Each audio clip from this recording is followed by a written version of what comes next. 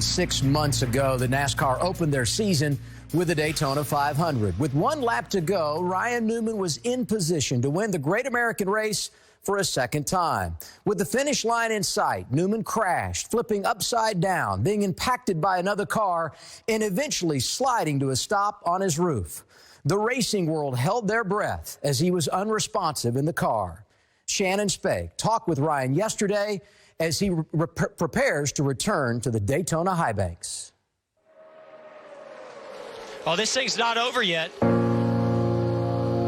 Ryan Newman off turn 4 for the final time. Blaney to the outside, to the inside. Here comes Hamlin up the outside. Wow. Crash into the wall, into the air. Goes Newman. I never thought I would sit here and say that I was happy to be alive. Just always took it for granted. Talk to me when you can, buddy. Talk to me when you can, buddy. And I don't know if I was 30 seconds away from dying, 3 minutes away from dying, or 30 minutes away from dying. Like, I don't know. Have they heard from Newman yet? No. I never thought I would sit here and say that I was happy to be alive. Because I've been so blessed in so many ways, and just, I've been lucky. And my luck ran out one day, and I'm thankful that I had just enough luck to be saved. So what's it like for you to know that so many people have an emotional attachment to a moment? I know from the hundreds of texts, hundreds of emails, cards that I read through, the connection that I had as a person, as a race car driver, as a friend, to so many people. And I don't know how you describe that, because it was a near-death experience for me.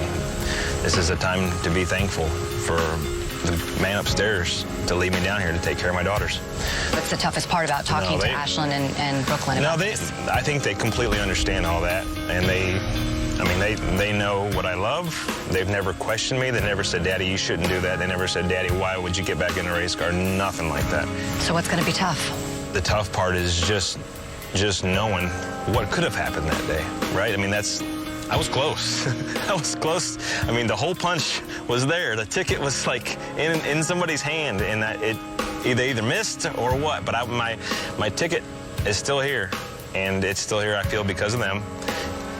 What I do remember is when I walked out of the hospital that day and had my arms around my daughters, and that picture was taken. God flipped my switch back on. That just doesn't happen out of coincidence. My dad told me a long time ago, he said, have some kids. He said, he'll give you something to live for. And it has. I want to say a big thank you. This is a special day for me. A lot of it because of all the things that you guys did back in February. It goes a long way, and I just wanted to say thank you from the deepest of my heart. I think it's also really special when you did go back 2 weeks ago that you had that moment to thank the track personnel and the safety workers and everybody. What was that like for you while you're getting ready to do your job and feeling the emotion of that moment? Well, no doubt it's tough in that situation. I wanted to make sure that the message came from the heart, and it was a great opportunity to just say thanks. How many times have you gone back by yourself, just Ryan Newman, and watched the wreck? Enough to know that I understand and got a grasp on what happened and why it happened.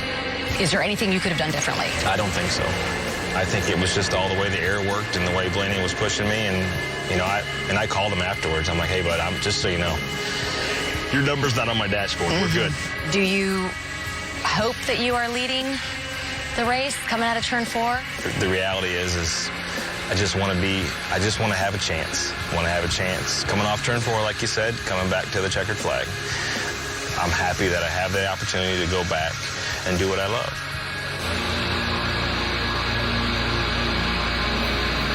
For more great NASCAR on Fox content, subscribe to our channel. It's somewhere right around here.